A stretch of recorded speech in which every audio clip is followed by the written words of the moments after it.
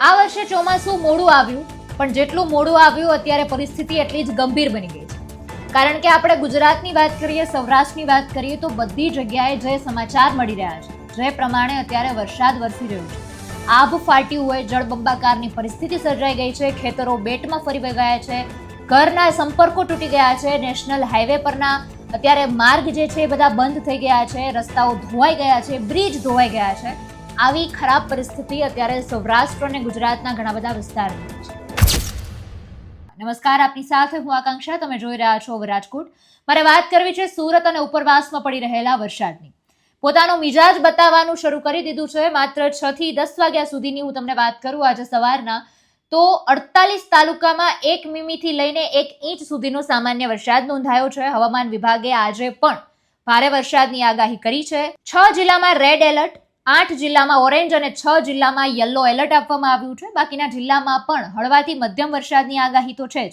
હવામાન વિભાગની આગાહી 7 જુલાઈ પછી માછીમારોને દરિયો ન ખેડવા માટેનું પણ સૂચન કરવામાં આવ્યું. અત્યાર સુધી રાજ્યનો સરેરાશ 13.27% વરસાદ થઈ ગયો છે. ગત 24 કલાકમાં 14 તાલુકામાં 5 થી 10 ઇંચ વરસાદ, 85 તાલુકામાં 1 થી 5 ઇંચ વરસાદ અને 118 તાલુકામાં 1 ઇંચ કરતા ઓછો વરસાદ નોંધાયો છે. 4 જુલાઈ સવારે 6 વાગ્યા સુધીમાં રાજ્યમાં સરેરાશ 5 ઇંચ જેટલો વરસાદ પડી ગયો છે. આ બધાની ખાસ વાત કરું તો સરેરાશ વરસાદના 13.27% જેટલો તો અત્યારે પૂર્ણ થઈ ગયો છે. દક્ષિણ ગુજરાતમાં સિઝનનો સૌથી વધુ 17.11% વરસાદ નોંધાયો છે.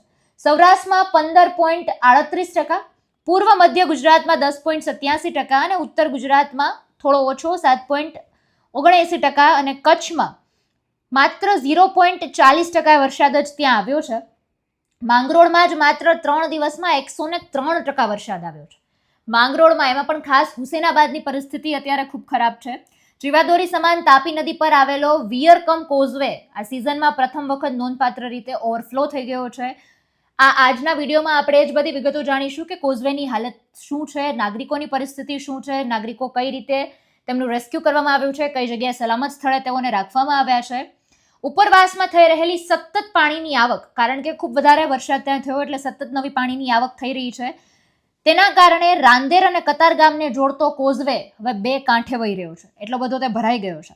હવામાન વિભાગની આગાહી સાચી ઠરતા ઉપરવાસમાં રહેલા વરસાદના કારણે કોઝવેની જળ સપાટીમાં ઝડપથી વધારો થયો છે. શરૂઆતમાં સપાટી 5.80 મીટર હતી. તંત્ર એલર્ટ થઈ ગયું, પરંતુ પાણીની સતત આવક શરૂ છે અને અત્યારે સપાટી 6.80 મીટરે પહોંચી ગઈ છે. સુરક્ષાના કારણોસર વહીવટીતંત્ર દ્વારા માર્ગને તાત્કાલિક ધોરણથી બંધ કરી દેવામાં આવ્યો. હજારો લોકો, કારણ કે બહુ ટૂંકો માર્ગ છે, હજારો લોકોની આ માર્ગ પરથી અવરજવર છે. સતત એક્ટિવ માર્ગ હોય તો તેના માટે તંત્રને પહેલાના ધોરણે એલર્ટ થઈ જવું પડતું હોય છે, કારણ કે પાણીની આવકને આપણે માપી નથી શકવાના કે કેટલા સમયમાં કેટલી પાણીની આવક થશે. તો કોઈ દુર્ઘટના બનતા પણ આપણે એને ટાળી ન શકીએ ને એટલા માટે જ અત્યારે વૈકલ્પિક રૂટને કારણે નાગરિકોને 7 થી 8 કિલોમીટર વધારાનો લાંબો ચક્કર પણ મારવો પડે છે. પીક અવર્સમાં ટ્રાફિકનું ભારણ પણ ખૂબ વધારે રહે છે. સુરત મહાનગરપાલિકાની ફ્લડ કંટ્રોલ વિભાગે કોઝવેની બંને બાજુએ બેરિકેડ્સ પણ લગાવી દીધા છે અને ચુસ્ત પોલીસ બંદોબસ્ત પણ અત્યારે ગોઠવી દેવામાં આવ્યો છે. તંત્ર દ્વારા ખાસ નાગરિકોને નદી કિનારા ભાગથી જે પાણી સતત વધી રહ્યું છે તે વિસ્તારથી દૂર રહેવા માટેની અપીલ કરવામાં આવી છે. ઉપરવાસમાં વરસાદનું જોર જ ઘટતા સપાટી નીચે ઉતરવાની જો કે આશા છે. સુરતમાં તાપી નદીના આખો જળસ્તર છે તેના સમાચાર એ રીતે સામે આવ્યા છે. ખાસ સુરતની આ પરિસ્થિતિને તમે કઈ રીતે જુઓ છો?